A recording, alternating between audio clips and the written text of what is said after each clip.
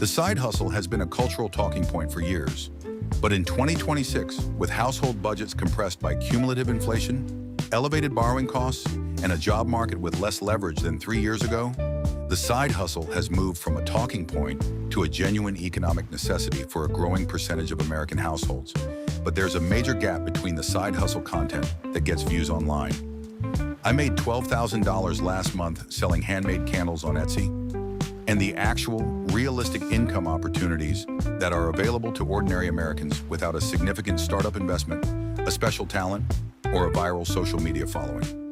Today, we're cutting through the noise and going through what's actually working in 2026.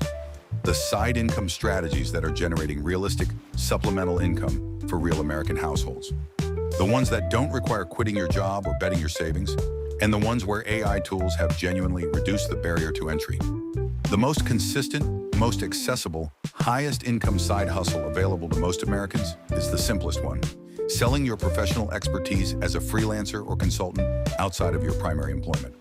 If you're an accountant, there are small businesses in your city who need part-time bookkeeping or tax preparation help.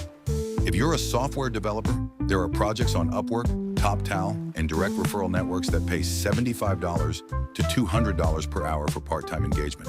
If you're a marketing professional, a teacher, an HR specialist, a financial analyst, your skills have a market value that extends beyond your employer. The 2026 context, the same tech layoffs that created anxiety in the corporate job market have also created a supply of experienced freelancers, which has compressed rates in some categories. The opportunity is still real, but rate expectations need to be calibrated to current supply and demand rather than to the 2021 peak freelance market. Getting started. LinkedIn is still the most effective channel for professional freelance acquisition through warm referrals. Your existing professional network, colleagues, former clients, industry contacts, is a better source of initial business than cold outreach on freelance platforms. The first client is always hardest. The second comes much more easily. This is the category where the 2025 to 2026 landscape has changed most significantly relative to what existed just 3 years ago. AI writing tools, design tools, video editing assistants, and coding co-pilots have dramatically reduced the time and skill required to create sellable digital content.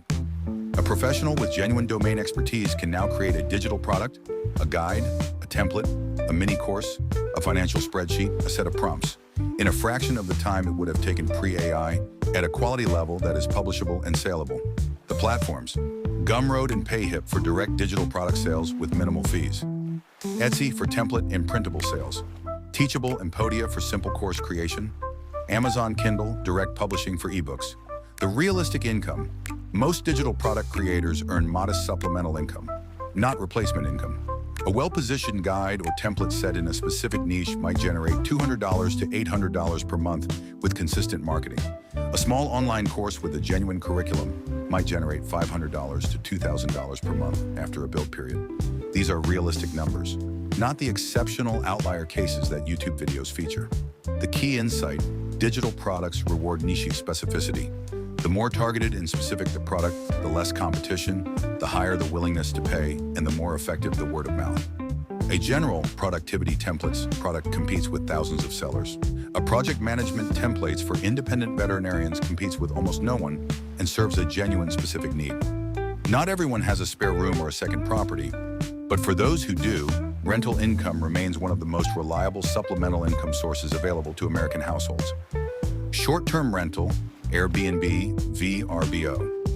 The market has matured and become more competitive since the pandemic boom. But in the right markets, cities with genuine tourism draw, proximity to major events, or limited hotel supply, a well-managed short-term rental still generates meaningful income. The management requirement is the primary constraint. Successful short-term rental is not passive income. It's a part-time hospitality job. Medium-term rental, furnished finder, 30-day plus stays, the emerging sweet spot between short-term and long-term rental. Traveling nurses, corporate relocation workers, remote workers trying a new city. There is a growing market for furnished accommodations on 30 to 90-day leases. Lower management burden than short-term, higher income than long-term unfurnished, and typically more stable tenants. The gig economy has matured, and its income potential is more modest and more clearly understood in 2026 than in its early years. But for the right person in the right situation, it remains a legitimate, flexible income source. Rideshare, Uber, Lyft. After platform fees, vehicle costs, and taxes, net income typically runs $15 to $22 per hour for drivers in markets with reasonable demand. Not remarkable, but genuinely flexible. Drive when you want, stop when you want. Best used as a short-term bridge income strategy or for filling defined time windows, rather than as a primary side hustle. Task platforms, TaskRabbit, handy. For people with physical skills, furniture assembly, home repair, painting, cleaning. Task platforms can generate $25 to $60 per hour with relatively low overhead. The market is more competitive than it was 3 years ago, but functional in most major metros. This is the part of side hustle content that usually gets skipped, and it's the part that determines whether the effort is actually financially worthwhile. Self-employment income is subject to self-employment tax of 15.3% on top of ordinary income tax. This means a $1,000 month of freelance income might net you $650 to $700 after SE tax and federal income tax at a 24% marginal bracket. Understanding this from the beginning prevents the unpleasant surprise at tax time and allows you to price your time correctly. The good news, self-employment income unlocks significant deductions. Business expenses directly related to the income, equipment, software, home office, professional development, a portion of your phone bill, are deductible. More importantly, self-employment income allows contributions to a solo 401k or SEPIRA at significantly higher limits than W-2 income alone allows. The side hustle, properly structured, can become a powerful tax-advantaged retirement contribution vehicle. Set aside 25 to 30% of every self-employment payment into a separate savings account for taxes. Pay quarterly estimated taxes if your SE income is meaningful. Consider a business bank account to keep records clean.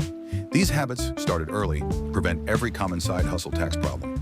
The American side hustle economy in 2026 is real, accessible, and, for the people who approach it with clear expectations and the right strategy, a meaningful addition to household financial resilience. The hierarchy that works. Freelance in your professional domain first. Highest hourly rate, lowest startup cost, fastest revenue. Digital products second, slower to build, but passive once established. Real estate rental third, requires the right assets but delivers the most stable passive income. Service economy gig work last, for maximum flexibility, minimum barrier, modest hourly return. The mindset that works, a side hustle is not a lottery ticket. It's a part-time business. It requires consistent effort, realistic income expectations, proper tax management, and a long enough runway to develop. The households that benefit most from supplemental income are the ones that treat it as a system, not a sprint. And thanks for watching. Don't forget to like, comment, and subscribe for more.